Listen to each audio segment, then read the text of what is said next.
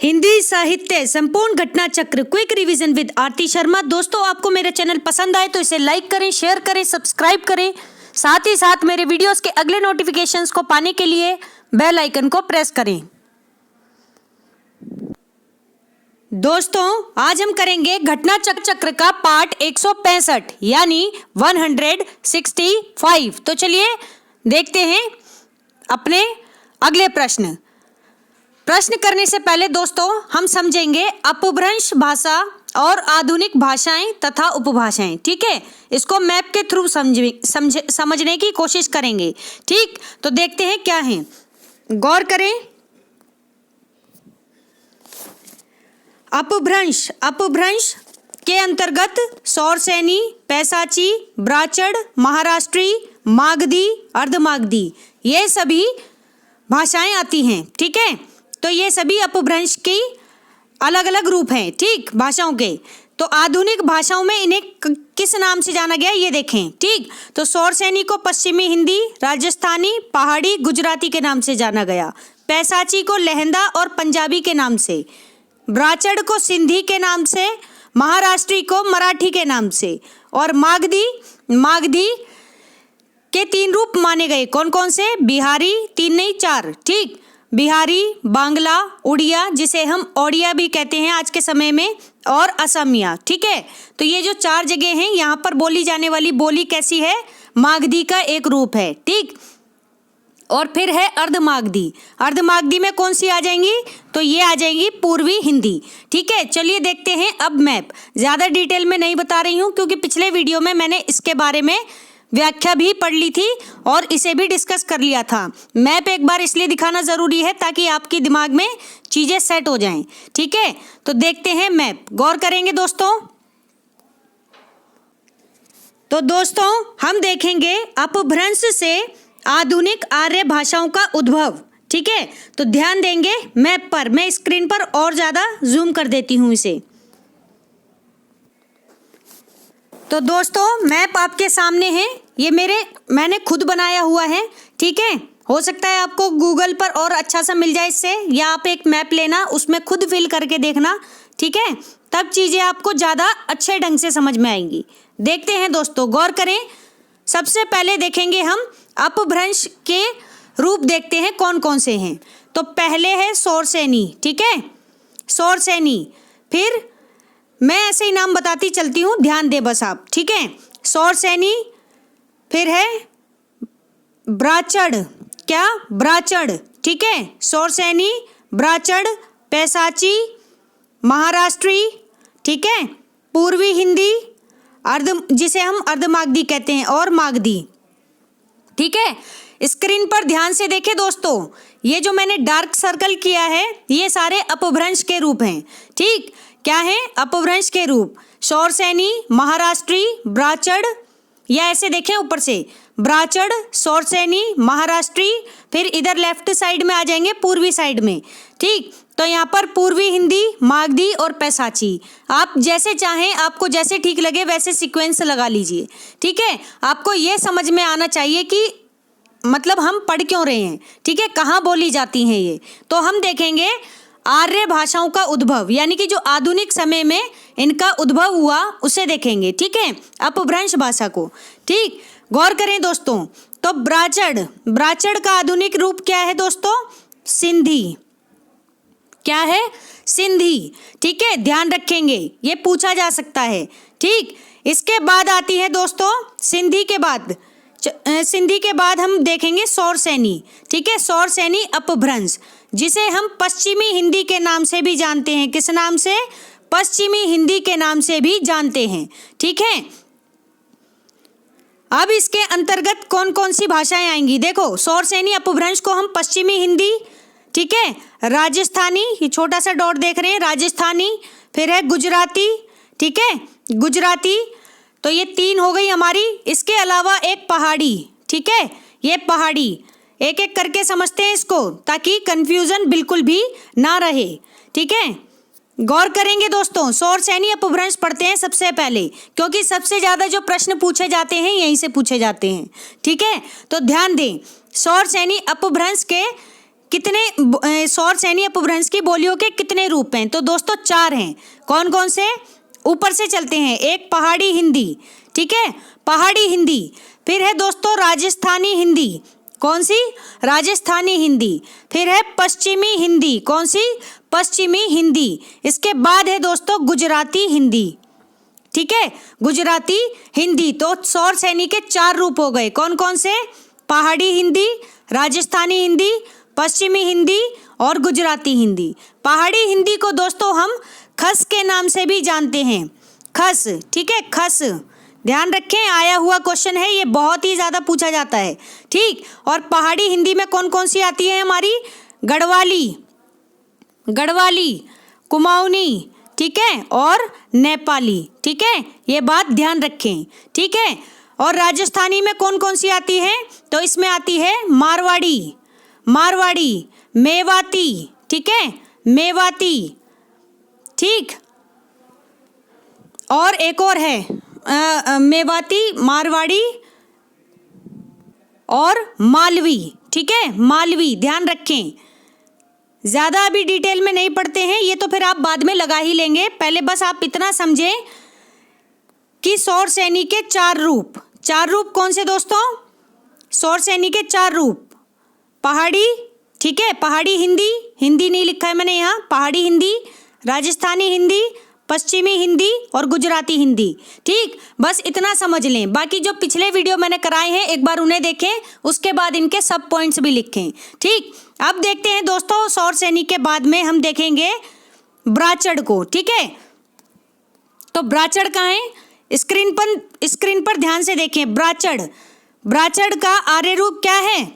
तो सिंधी, ठीक है, सिंधी। ध्यान रखें, सिंधी, ठीक, एक ही रूप है इसका, बोली का, ठीक। इसके बाद दोस्तों ब्राचड़ के बाद आती है क्या? देखो ये लेफ्ट राइट वाला भी ये चीज़ें ध्यान रखनी है। ये नाम जो लिखे हुए हैं लेफ्ट और राइट में, इसे आपको समझ के चलना है कि ब्राचड़ किस क्षेत्र में है। तो पश्चिमी साइड में सौर सैनी भी, ठीक है, इधर पश्चिम का एरिया, महाराष्ट्र भी पश्चिम में हो गया, ये इधर पूर्वी हो गया, ठीक, मागधी भी पूर्वी, ठीक। पैसाची जो है सेंटर में है, पंजाब और लहंदा, ये अभी हम पढ़ेंगे। तो ब्राचड़ का आर्य रूप क्या है भाषा का? तो ये है दोस्तों सिंधी, ठीक। इसके बाद हम देखेंगे दोस्तों पैसाची। कौन सी? पैसाची, ठीक है, कहाँ है? ये रही पैसाची, ठीक। मैंने इधर एरो कर दिया क्योंकि इधर जगह नहीं थी, ठीक है। ऐसा कुछ नहीं है कि इस साइड में पैसाची होगी। पैसाची का जैसे ही नाम आए आप ध्यान देंगे ऊपर सीधा, कहाँ? पंजाबी। पैसाची का आर्य रूप है पंजाबी और दूसरा है दोस्तों लहंदा, ठीक, पंजाब के नीचे लहंदा, ठीक है। गौर से देख ले, पंजाबी और लहंदा ये आर्य रूप हैं किसके? पैसाची के, ठीक है, ध्यान दें, पैसाची के, ठीक। हो सकता है आपको कंटेंट थोड़ा छोटा दिखाई दे रहा हो, ठीक है, लेकिन काम तो चलाना पड़ेगा आपको, ठीक। तो देखते हैं इसके बाद अगला रूप कौन सा है? अगला है दोस्तों महाराष्ट्री। कौन सा? महाराष्ट्री, ठीक है, महाराष्ट्री अपभ्रंश। तो महाराष्ट्री का आर्य रूप क्या हो गया था? मैंने कल पढ़ाया था, मराठी, ठीक है, मराठी। तो आधुनिक जो आर्य भाषा है, आधुनिक भाषा है जिसे हम हिंदी के रूप में देखते हैं, ठीक है। तो महाराष्ट्री, महाराष्ट्री ये थी अपभ्रंश जिसे हम आधुनिक आर्य भाषा में क्या बोलेंगे? मराठी, ठीक है, ध्यान रखें, मराठी बोली, सही है। इसके बाद आते हैं दोस्तों अब हमने देखा इस तरह से सौर सैनी, ब्राचड़, पैसाची और महाराष्ट्री, ठीक है। अब हम देखते हैं पूर्वी हिंदी, मागधी, ठीक है, पूर्वी हिंदी और मागधी, ठीक। तो ध्यान देंगे दोस्तों, गौर करेंगे। बात करते हैं दोस्तों मागधी की, ठीक है, मागधी की। मैंने बताया था मगध बिहार का पुराना नाम है, ठीक है। और मागधी की जो 4 बोलियां हैं दोस्तों अलग अलग, कौन कौन सी हैं? तो ध्यान से देखेंगे, एरो बना रखे हैं मैंने मागधी के नीचे। तो ध्यान दे दोस्तों, बिहारी, ओडिया, बांग्ला और असमी, ठीक है। ये चारों स्थान मैंने मैप के अकॉर्डिंग बिल्कुल सेट किए हुए हैं, ठीक है, हाथ से बनाया हुआ मैप है, ठीक है। तो इसको, इस बात को भी ध्यान से समझें, लेकिन दिमाग में रखें कि मागधी, मागधी जैसे ये नाम आएगा आप ऑप्शन में देखेंगे क्या कि बिहारी, ओडिया, बांग्ला और असमी। ठीक है, ये 4 बोलियां हैं किसकी, मागधी की। ठीक है, ध्यान रखेंगे दोस्तों। और ये किस क्षेत्र में है, तो अगर हम इस मैप का हम डिवाइड करें इसको, तो ये कौन सा क्षेत्र हो गया, ये पूर्व का एरिया हो गया, ये पूर्वी भारत। ठीक है, पूर्वी भारत। तो ध्यान रखेंगे दोस्तों, मागधी पूर्वी भारत का हिस्सा है। ठीक है, इसके बाद देखते हैं दोस्तों पूर्वी हिंदी। क्या देखेंगे, पूर्वी हिंदी। तो पूर्वी हिंदी को हम दोस्तों अर्धमागधी के नाम से भी जानते हैं। पूर्वी हिंदी को हम अर्धमागधी के नाम से भी जानते हैं। और इस बोली के पूर्वी हिंदी के 3 रूप हैं।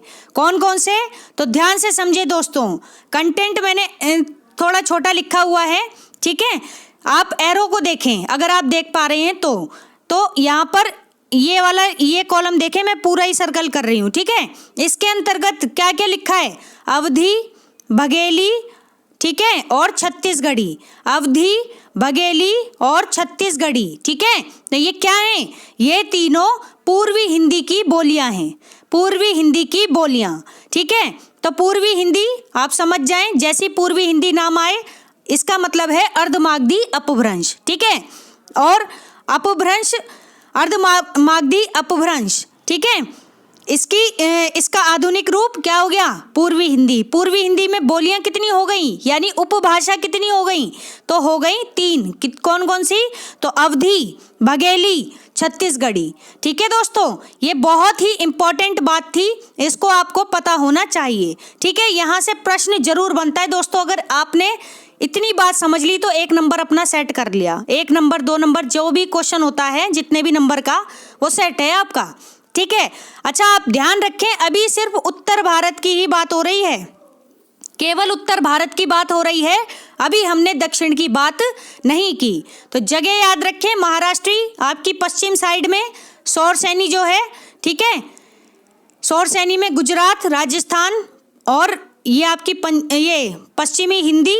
ठीक है, ये 3, और ऊपर एक पहाड़ी हिंदी। ठीक है, तो ये देख लें, आप चाहें तो स्क्रीनशॉट ले लें और अपनी नोटबुक में एक बार खुद बना करके देखें। ठीक है, ज़्यादा मुझे लगता है अब और इस पर चर्चा नहीं की जानी चाहिए, क्योंकि बहुत ज़्यादा डिटेल में मैं पिछले वीडियोस में भी करा चुकी हूँ। मैप दिखाना इसीलिए ज़रूरी लगा क्योंकि माइंड में चीज़ें सेट हो जाएं। ठीक है दोस्तों, तो अपना आंसर करते समय एक बार सभी ऑप्शंस को जरूर देख लें। ठीक है, 1-2 बार मैप खुद बनाओ, एकदम से चीज़ें आपके दिमाग में सेट हो जाएंगी। ठीक है, मुश्किल कुछ भी नहीं है, बस समझने की जरूरत है दोस्तों। ठीक है, तो देखते हैं दोस्तों प्रश्न, ध्यान दें।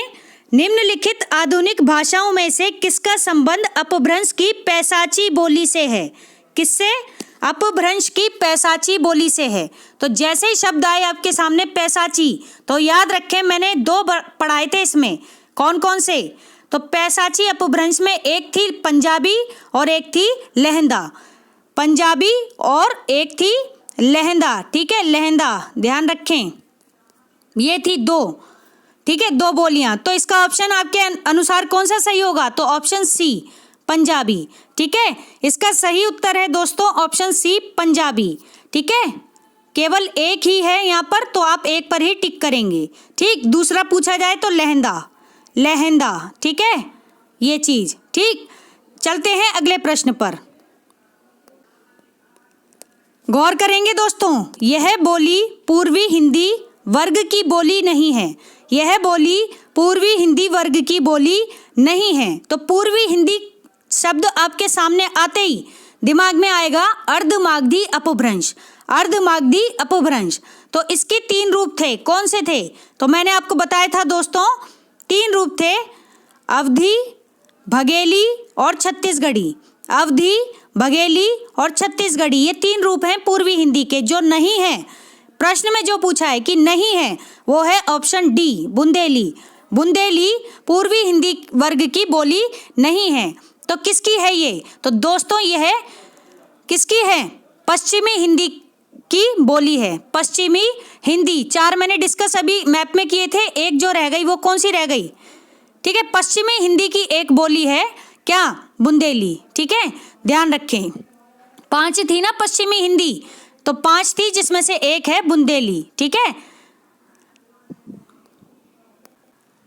तो इस प्रकार इस प्रश्न का उत्तर है दोस्तों ऑप्शन डी बुंदेली। ठीक है, ये नहीं है, ध्यान रखेंगे। ध्यान दें दोस्तों, गौर करेंगे। अगला प्रश्न है सिंधी भाषा का विकास अपभ्रंश की किस शाखा से हुआ है? तो सिंधी भाषा, जैसे ही सिंधी शब्द आपके सामने आए, सिंधी भाषा, तो आप एकदम से क्या दिमाग में क्लिक करेगा? सिंधी भाषा यानी कि ब्राचड़। ठीक है, सिंधी भाषा यानी कि ब्राचड़। और जैसे ही अगर ब्राचड़ क्वेश्चन में आए तो आपका आंसर में क्या होना चाहिए? यानी सिंधी भाषा। ठीक है, तो ध्यान रखें दोस्तों, सिंधी भाषा का विकास अपभ्रंश की किस शाखा से हुआ है, यानी किस ब्रांच से हुआ है अपभ्रंश की? तो आप बताएंगे ब्राचड़ से। ठीक है, ऑप्शन सी इसका सही उत्तर है दोस्तों। अगला प्रश्न है, ध्यान देंगे दोस्तों, क्या है प्रश्न? गौर करें। पूर्वी हिंदी वर्ग की बोलियों का विकास किससे माना जाता है? अच्छा प्रश्न है, तो ध्यान से देखते जाएं। पूर्वी हिंदी वर्ग की बोलियों का विकास किस अपभ्रंश से माना जाता है? तो दोस्तों इसका उत्तर आपके दिमाग में एकदम से क्लिक करना चाहिए, अर्धमागधी अपभ्रंश। अर्धमागधी अपभ्रंश से पूर्वी हिंदी वर्ग की बोलियों का विकास माना जाता है। ठीक है, ध्यान रखें दोस्तों, अर्धमागधी अपभ्रंश। ठीक, अगला प्रश्न है, ध्यान दें दोस्तों, क्या है प्रश्न? गौर करेंगे। यहां पर कुछ स्थानों के नाम दिए गए हैं, देखते हैं। रामपुर, मुरादाबाद, बिजनौर, मेरठ, देहरादून। रामपुर, मुरादाबाद, बिजनौर, मेरठ, देहरादून, ये सभी क्या हैं? देहरादून का मैदानी भाग, देहरादून का मैदानी भाग। ठीक है, तो ऐसे हैं, एक बार फिर से सुने। रामपुर, मुरादाबाद, बिजनौर, मेरठ और देहरादून का मैदानी भाग, साथ ही सहारनपुर। ठीक है, ये कहाँ की बोली है? ठीक है, यहाँ की बोली कौन सी है, ये पूछ रहे हैं, यहाँ की बोली कौन सी है? तो ऑप्शन सी खड़ी बोली। ठीक है, खड़ी बोली, जिसे हम कौरवी के नाम से भी जानते हैं। किस नाम से? कौरवी के नाम से भी जानते हैं, जो कि एक पश्चिमी हिंदी का रूप है। किसका? पश्चिमी हिंदी का एक रूप है, पश्चिमी हिंदी की बोली का एक रूप है। क्या? खड़ी बोली यानी कौरवी। ठीक है, तो कौरवी किन किन इलाकों में बोली जाती है या फिर खड़ी बोली? तो रामपुर, मुरादाबाद, बिजनौर, मेरठ, देहरादून के मैदानी भाग में और सहारनपुर में। ठीक है दोस्तों, तो ध्यान रखेंगे। अगला प्रश्न है, दोस्तों गौर करें। पूर्वी हिंदी की बोलियों का विकास किससे हुआ है? तो पूर्वी हिंदी की बोलियों का विकास हुआ है दोस्तों ऑप्शन बी अर्धमागधी अपभ्रंश से। किससे? अर्धमागधी अपभ्रंश से। ठीक है, ध्यान रखेंगे। अगला प्रश्न है दोस्तों, ध्यान दें। खड़ी बोली हिंदी का विकास किस भाषा से हुआ है? तो दोस्तों खड़ी बोली हिंदी का विकास हुआ है ऑप्शन डी अपभ्रंश से। तो दोस्तों अपभ्रंश, यहाँ पर अपभ्रंश लिख दिया गया है जो कि पूरी तरह से क्लियर नहीं है। अपभ्रंश के तो कितने सारे रूप हैं, ठीक है ना, तो कौन से अपभ्रंश से? तो ध्यान रखें दोस्तों, शौरसैनी अपभ्रंश, शौरसैनी अपभ्रंश। ठीक है, ये चीज ध्यान रखें। शौरसैनी अपभ्रंश के पहाड़ी हिंदी नहीं, गलत बताया मैंने, पहाड़ी हिंदी नहीं, शौरसैनी अपभ्रंश की पश्चिमी हिंदी। ठीक है, पश्चिमी हिंदी से, पश्चिमी हिंदी के एक रूप जिसे हम क्या कहते हैं? खड़ी बोली कहते हैं, से हुआ है। ठीक है, तो खड़ी बोली हिंदी का विकास किस भाषा से हुआ है? तो ध्यान रखें, शौरसैनी अपभ्रंश के अंतर्गत पश्चिमी हिंदी से। ठीक है, पश्चिमी हिंदी में कितनी बोलियां हैं दोस्तों? तो 5 हैं टोटल, जिनमें से एक है खड़ी बोली। खड़ी बोली का अन्य नाम क्या है? कौरवी। ठीक है, तो इस प्रकार हमारा ऑप्शन कौन सा सही है? ऑप्शन सही है ऑप्शन डी। ठीक है, ऑप्शन डी अपभ्रंश। ठीक है, अब इस ऑप्शन को ध्यान से देखें और ये यहाँ पर क्यों सही है ये भी समझें। ठीक, अगर गौर करेंगे तो बाकी ऑप्शंस में जैसे ब्रज, अवधी और दक्षिणी हिंदी, ये सब क्या है दोस्तों? ये सब उपभाषाएं हैं, यानी उपबोलियां हैं, ठीक है। जबकि अपभ्रंश पूरी एक अपनी क्या है, भाषा है, ठीक है। इसके छोटे रूप आते हैं ये जो अन्य हैं ऑप्शन में, ठीक है। तो आप ध्यान रखें, अपभ्रंश, ठीक है, ये भाषा है और ये उपबोलियां हैं, यानी उपभाषा हैं, ठीक है, ये अंतर है। तो यहाँ पर खड़ी बोली से ही हमें समझना चाहिए, बोली का विकास पूछ रहे हैं तो बोली का विकास किसी भाषा से ही तो होगा ना। तो भाषा यहाँ कौन सी है? अपभ्रंश है, जिससे विकास हुआ किसका? खड़ी बोली का, ठीक है। ऐसे समझें इसको। अगर इस तरह के क्वेश्चन आ जाए कंफ्यूजन क्रिएट करने वाले, तो आपको ऐसे बातें समझनी है, ठीक है दोस्तों, एकदम कॉन्सेप्ट क्लियर करके चलें। तो इस प्रकार इसका ऑप्शन कौन सा सही है? ऑप्शन डी, ठीक है, ध्यान रखें, अपभ्रंश भाषा से, ठीक है, भाषा से। तो दोस्तों हमारा आज का ये वीडियो यहीं समाप्त होता है। Thanks for watching. अगर आपको मेरे वीडियोस पसंद आ रहे हैं तो इन्हें लाइक करें, शेयर करें, मेरे चैनल को सब्सक्राइब करें। साथ ही साथ मेरे वीडियोस के अगले नोटिफिकेशंस को पाने के लिए बेल आइकन को प्रेस करें। धन्यवाद दोस्तों।